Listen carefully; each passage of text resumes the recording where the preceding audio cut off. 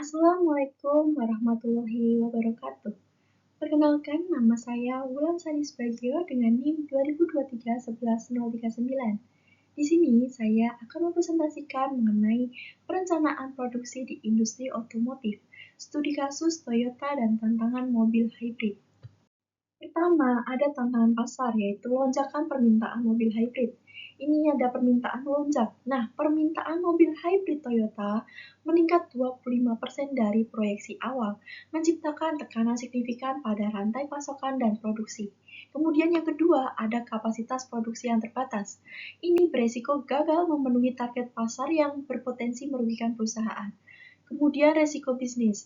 Nah, dampak dari kapasitas terbatas adalah resiko kehilangan pangsa pasar dan kepercayaan pelanggan yang sulit dipulihkan.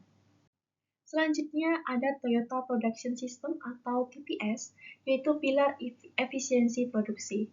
Di sini, Toyota Production System atau TPS dikembangkan oleh Kiichiro Toyota dan Taichi Ohno sejak tahun 1950-an. Adalah filosofi manufaktur yang berfokus pada penghapusan pemborosan dan peningkatan efisiensi secara terus-menerus. Nah, di sini ada dua, yaitu ada just in time atau JIT, yang dimana produksi hanya saat dibutuhkan, mengeliminasi stok berlebih dan pemborosan. Kemudian yang kedua ada Jidoka. Nah, Jidoka ini adalah otomasi dan dengan sentuhan manusia, memungkinkan mesin mendeteksi dan menghentikan produksi saat ada anomali kualitas. Fokus utama TPS adalah menghilangkan tipe M, yaitu menghilangkan 3M, yaitu mudah atau limbah, kemudian murah atau ketidakteraturan, dan muri atau beban berlebih. Kemudian ini untuk konsep just in time atau JIT adalah inti dari efisiensi TPS, memastikan bahwa setiap komponen atau suku cadang diproduksi dan dikirim tepat pada waktunya dan dalam jumlah yang dibutuhkan. Di sini produksi hanya sesuai permintaan, menghindari penumpukan inventaris. Kemudian sistem Kanban mengatur aliran material dan informasi secara sinkron di seluruh rantai produksi. Kemudian memastikan suku cadang yang kompleks untuk mobil hybrid tiba tepat waktu di jalur perakitan. Kemudian ada pendekatan ini meminimalkan biaya penyimpanan, mengurangi risiko kerusakan, dan meningkatkan responsivitas terhadap perubahan permintaan pasar. Sedangkan Jidoka, atau sering disebut sebagai otomasi dengan sentuhan manusia, adalah prinsip TPS yang berfokus pada kualitas. Ini memberdayakan mesin dan operator untuk menghentikan jalur produksi secara otomatis saat terjadi adanya masalah. Nah, kelebihannya yaitu mencegah produk cacat masuk ke tahap produksi berikutnya, menghemat waktu dan sumber daya. Kemudian dapat meningkatkan kecepatan deteksi dan perbaikan masalah pada sumbernya. Yang ketiga yaitu menciptakan budaya tanggung jawab kualitas di seluruh lini produksi. Sehingga Jidoka tidak hanya tentang deteksi kesalahan, tetapi juga tentang analisis akar masalah untuk perbaikan yang berkelanjutan. Pada praktik industri, yaitu mengatasi keterbatasan kapasitas produksi.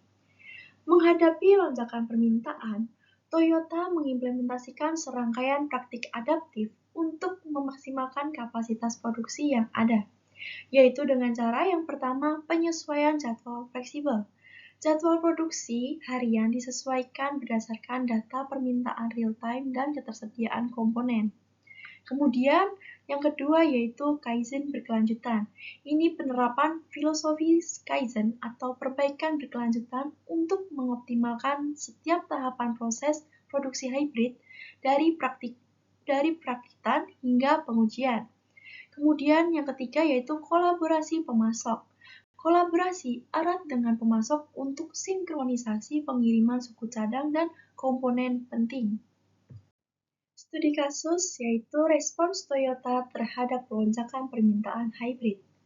Toyota menunjukkan kemampuan adaptasi yang luar biasa dalam menghadapi peningkatan mobil hybrid secara tiba-tiba, yaitu dengan cara lini produksi fleksibel. yaitu memodifikasi dan mengoptimalkan lini produksi agar lebih fleksibel dalam beralih antara model atau meningkatkan volume produksi hybrid. Kemudian ada teknologi prediktif, yang dimana memanfaatkan teknologi digital dan analitik data canggih untuk memprediksi permintaan dan merencanakan kapasitas secara lebih akurat. Kemudian ada optimalisasi tenaga kerja. Nah, di sini mengoptimalkan pembagian kerja dan shift untuk meningkatkan output tanpa perlu menambah fasilitas produksi baru yang memakan waktu. Selanjutnya, hasil dan dampak dari efisiensi dan kepuasan pelanggan. Di sini, strategi perencanaan produksi Toyota yang adaptif membuahkan hasil positif yang signifikan. Ada 15%, yaitu pengurangan lead time produksi, memungkinkan respon lebih cepat terhadap pasar. Kemudian 25%, peningkatan volume produksi hybrid sesuai dengan lonjakan permintaan awal. Kemudian 100%, pencapaian target kepuasan pelanggan berkat ketersediaan produk. Jadi, melalui pendekatan ini, Toyota tidak hanya memenuhi permintaan pasar, tetapi juga memperkuat posisi kepemimpinannya di segmen kendaraan hybrid. Ada juga visualisasi atau alur produksi just-in-time Toyota. Di sini yang pertama itu tentang pengurangan limbah, kemudian ada Kanban atau tarik pasokan, kemudian ada inspeksi kualitas, dan kemudian Jidoka atau deteksi masalah, yang dimana keempat ini saling berkaitan. Diagram ini mengilustrasikan bagaimana sistem just-in-time dan Jidoka terintegrasi dalam aliran produksi Toyota untuk mencapai efisiensi yang maksimal dan kualitas yang terjaga. Setiap langkah dirancang untuk meminimalkan pemborosan dan memastikan respons cepat terhadap perubahan.